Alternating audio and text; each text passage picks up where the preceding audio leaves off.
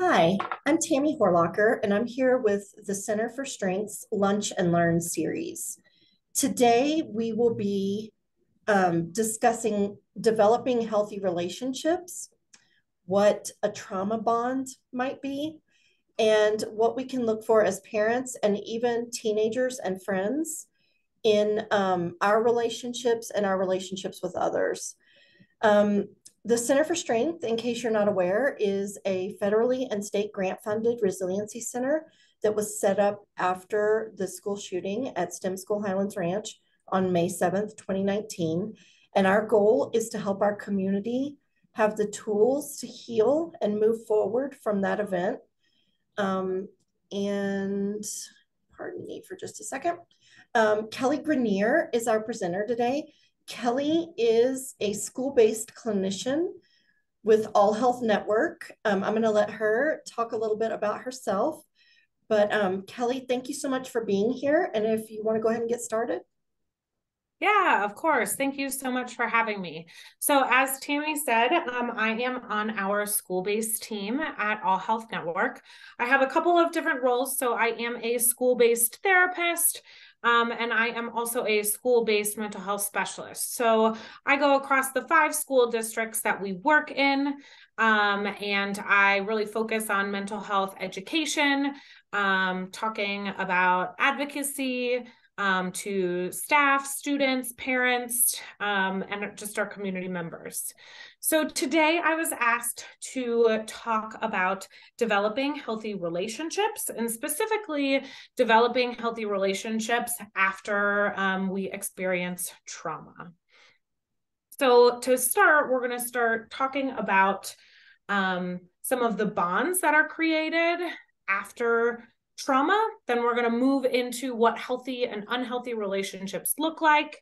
And then we'll talk a little bit about what you can do as a parent of a teenager to help foster healthy relationships, and then what you can do as a teenager yourself to create healthier relationships around you. So bonds created after trauma. Some of you may have heard of something called trauma bonding. When we talk about trauma bonding, traditionally we're talking about somebody bonding to their abuser, right? So we might see this in something like Stockholm syndrome, right? If somebody has been kidnapped, they might bond to their kidnapper. We also might see this in parent-child relationships where one parent has been abusive towards that child. And they continue to bond with each other. We also might see this in romantic relationships, right? So when one person in the relationship bonds to somebody else who has been abusing them. And we do this because our brain is trying to protect itself, right? So our brain is trying to say, rationalize what's happening to us, why it's happening, right? We might hear some excuses, or I deserved this trauma, I deserve this abuse, right? But what we're going to be talking about today is bonding over shared trauma. So when I think about this, some of the things that come up might be our communities bonding immediately after a disaster. So I know in Colorado, we have wildfires. So communities really coming together and bonding over that shared trauma experience. This also might be our community bonding after the pandemic and COVID-19 and having that shared traumatic experience. And then, of course, within this community, we can think about the events of May 7th specifically and how people and groups have bonded together after that shared traumatic experience. So some of this shared pain we like to see as a social glue, right? So when people have experienced pain together, they tend to have increased bonding right after that traumatic event. They feel that they have stronger trust and connections, and there's actually increases in cooperation, right? So that's why we like to see this shared pain as a social glue. Now, shared trauma, like the social glue, can create unit cohesion. There were some studies done in our military service around what happens immediately after a traumatic event that they experienced together.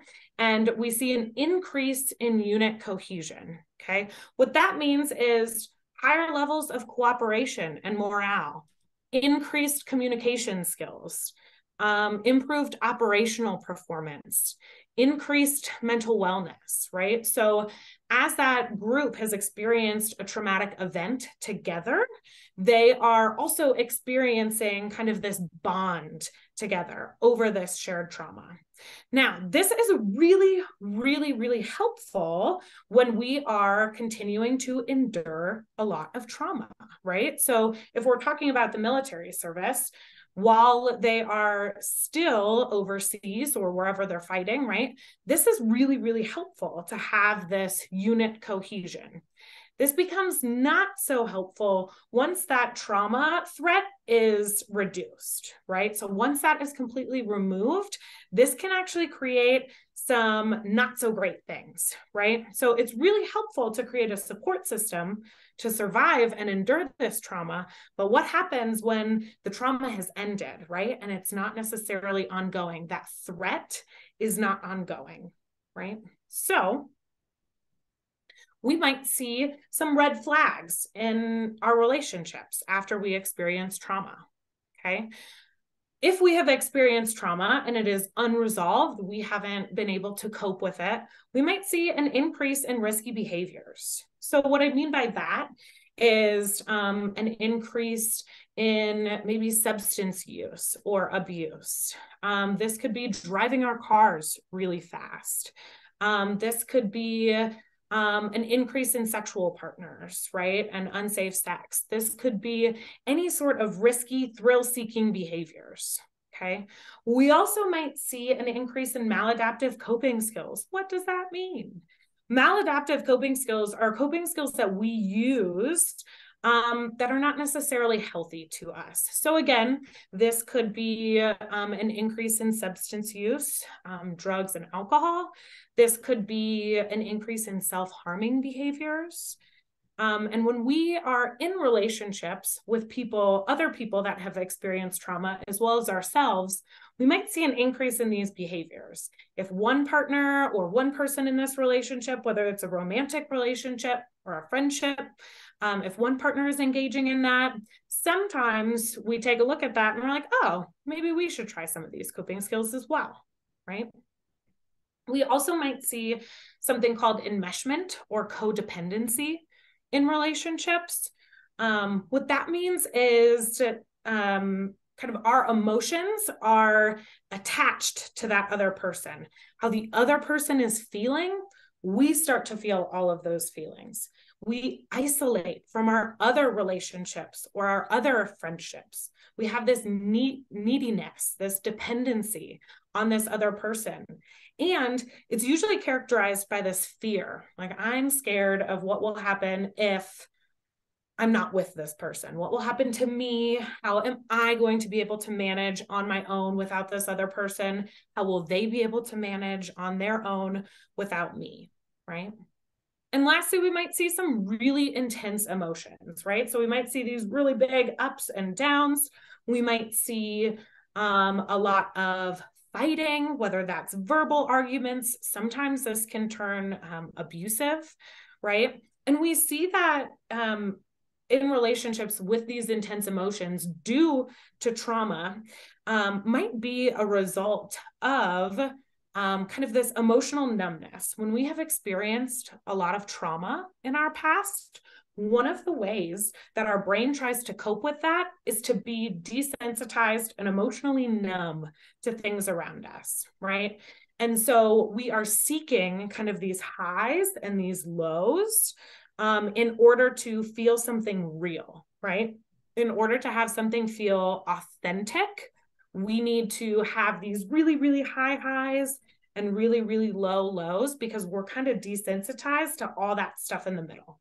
So all of these things might show up in our relationships. And when I say relationships, of course, we can talk about romantic relationships, but these also might be in our friendships, right? We might be best friends with somebody one day, and then all of a sudden, the next day, they are our mortal enemies, right? So these can be in all kinds of relationships. It can be with our parents, it could be with our siblings, it could be with our romantic partners, it could be with anybody. So I just wanted to show some different characteristics of relationships. First, talking about what healthy relationships look like, and then what unhealthy relationships might look like. So in our healthy relationships, we might see things like trust, right? A lot of trust, respect between one another, equality. These relationships are characterized by being really empowering and supportive of each other. They can be positive, stable, right? So how I was talking about these really intense emotions that are up and down, right? We're talking about kind of stable, staying. Of course, we can have highs and lows in our relationships. That's normal, but having more of kind of a stable baseline. And then also really good communication, right? This does not mean that in our healthy relationships, we don't have disagreements. This does not mean that we don't have any arguments and that things are just perfect, right? We're humans. We have different emotions. We have different opinions. And the important piece is that we are communicating those in a healthy way. Right? And so good communication, we are regulated in the moment. We can express how we're feeling and what we are needing from that other person without fearing of how they're going to respond to us. And that is incredibly vital in a healthy relationship. Talking about unhealthy relationships, it's kind of the opposite, right? So we might have these power imbalances. One person in the relationship might feel like they have more control than another person, right? And that kind of moves into this second point of control. What does that mean within a relationship? We might feel like we need to control who that other person hangs out with, right? Whether that's our friends or in a romantic relationship. Do we feel the need to control who their other friends are? Control what they're doing? Do we look at their phones to see who they're messaging? Do we constantly look at their social media to see who they're following or what pictures they're liking, right? And a lot of times that stems from this jealousy, right? And when we talk about jealousy, that is this fear that somebody else is going to replace us in that relationship, right? That somebody else is going to come in and take away what we have in that relationship that we have with that person. So unhealthy relationships have a lot of fear. They have that instability, these really highs and lows, this up and down. I don't know how this person is going to feel one day, right? They're oftentimes negative and disruptive and destructive, right? So if we are in a relationship and we are constantly feeling drained by what's happening in those relationship dynamics, if we can't go to school because we are just so afraid to see this person, or if we just don't want to focus and we can't focus in class at all, or we're going to work and we can't pay attention, our mind is elsewhere, right? That's really disruptive to our everyday lives. It can be really destructive, right? If it's destructive to you, your self-esteem, right? How do you feel about yourself within this relationship? Do you feel secure?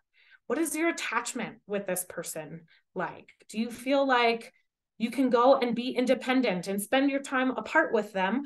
Or do you feel like you need to be there because you're worried about something, right? So, of course, we might have some unhealthy aspects of our relationships, right? It's really important to take a step back in our relationships and say, okay, is this getting unhealthy or are we in a good place, right? And just because you might be in an unhealthy relationship doesn't necessarily mean that it will always be unhealthy. But we need to have the skills to be able to communicate and figure out what we need in those relationships to be able to fix them, right? Okay, so we have how to help build healthy relationships. So I have this broken up into two sides. So for those of you who are parents that are watching, that are like, how do I help my teen build healthy relationships? We will talk about that. And then also just for teens in general of how do I build healthy relationships with my friends? How do I build healthy relationships with my partner? Sometimes, how do I build healthy relationships with my parents, right? So let's start out with the parent side. So if you are a parent of a teenager, what can you do to help your teen build healthy relationships with their peers? One of the things that you can do is to define and model healthy relationships, right? So if you have healthy relationships, it's really important for your teen to see that, right? That when I disagree with somebody, we are not screaming at each other and getting super angry and having this up and down. If teens are seeing that in your own relationships, that's what they're going to learn, right? So it's really important to define and model those healthy relationships so they can see what a healthy relationship looks like, whether that's with a romantic partner or a friend. Also, you can communicate to your teenager about abuse and warning signs, right? I think it's really important. A lot of times when we are in a relationship that might be abusive or just unhealthy in general, it's really hard to see, right? When we are in that, it's really hard for our brain to not rationalize all of those kinds of things and the bad stuff. And so sometimes it's not easy unless somebody else is pointing it out, right? So not to say that, you need to say like, hey, this relationship with so-and-so is bad. You can't see them anymore, right? That's not going to be very helpful, right? They can't see that. So just kind of taking a step back and just talking about, all right, here are some healthy relationships. This is what they're supposed to look like. Here are my concerns, right? This is just what I'm worried about. This is what I'm seeing. I don't know if you're feeling any of that or if you see any of that in your relationship. Let's talk about it, right? Setting appropriate boundaries and expectations. This is super important, right? Setting boundaries with your teenager that you're comfortable with, expectations. This is important within your own relationship with your teenager. And then that way, that also kind of goes back to that first point, right? It models how to effectively set appropriate boundaries, what you will allow, what you won't allow. And when we had talked about kind of this codependency and enmeshment, right, we're talking about almost no boundaries or very blurred boundaries in those relationships that are not defined. You can also offer support and actively listen, right? I think a lot of times our teenagers just want to be heard. I know that as a parent, it's really, really difficult. We want to help. We think we know what's best because we've lived more life. And a lot of times teens just need somebody to listen to them and to respect their own choices, right? So continuing to be respectful and intentional, and then not making any assumptions. It's really important for us to not make assumptions about our teens, what they are doing with certain people, right? Just ask. Have that open line of communication. If we're doing these things, we are building trust with our own teenager. And as we are building trust with our teenagers, we are able to communicate with them more effectively, and they'll come to us when they have problems or they want to talk about something, and when they need help. On the flip side, if you are a teenager and you're like, how do I make my relationships healthy? What can I do to make them better? Communicate your boundaries, right? Communicate your boundaries to other people, whether that is your boyfriend, your girlfriend, your best friend, right? What are you comfortable with? What are you not comfortable with, right? Letting them know. Knowing the warning signs and red flags. We talked about this on the parent side, right? Having parents teach you warning signs and red flags, but making sure that you know, like, okay, maybe, these behaviors with this person and how they're berating me every day is not so healthy, right? What are those warning signs? Okay. It's really important to know that going into relationships so that we can actually see them when they come up, right? What are the red flags? We also have openly discuss your emotions within your relationships. Okay. So, with your friends, if you're feeling a certain way, if you're feeling jealous, right? Communicating that you're feeling jealous. If you're feeling hurt by something that they did, communicating that, right? With I statements, I feel hurt because this happened, right? I need this. Okay. And then finally, asking for help, right? Whoever you feel comfortable asking for help from. That might be a parent, that could be a teacher, that could be a mentor, could be a therapist, it could be a friend who you do have a really healthy relationship with, right? Asking for help. Hey, I'm having trouble in this relationship. What do I need to do? Because I'm feeling this certain way. So it's really important for us to be communicative with our friends, with our family members, around what our needs are, and what our emotions are. So I think, to wrap up, I don't have any other slides, but to wrap up, it's really important to notice what these red flags are. Just because we've gone through trauma does not necessarily mean that our relationships are doomed, but we do need to look out for some things when we're bonding over this shared trauma, right? Just because we have bonded over this shared trauma and we feel like this is a person that has experienced some things that we have experienced, that feels very comforting to us, right? That is great. And if it's turning into an unhealthy relationship, we really need to be making sure that we're looking at these red flags and trying to create healthy relationships with each other. Do either of you have any questions? Comments, funny stories? First, this was excellent, Kelli. Thank you so much. I'm sitting here thinking through my own friendships and things like that, and it's good to kind of use this litmus test of paying attention to the red flags. I'm just going to stop our recording in case there are any questions, but I just want to thank everybody for watching the video. And please join us for our next Lunch and Learn on Tuesday, April 18th at noon. It's going to be with Jenny Robbins, and we're going to be talking about anticipatory grief as we walk toward our 4th commemoration of May 7th.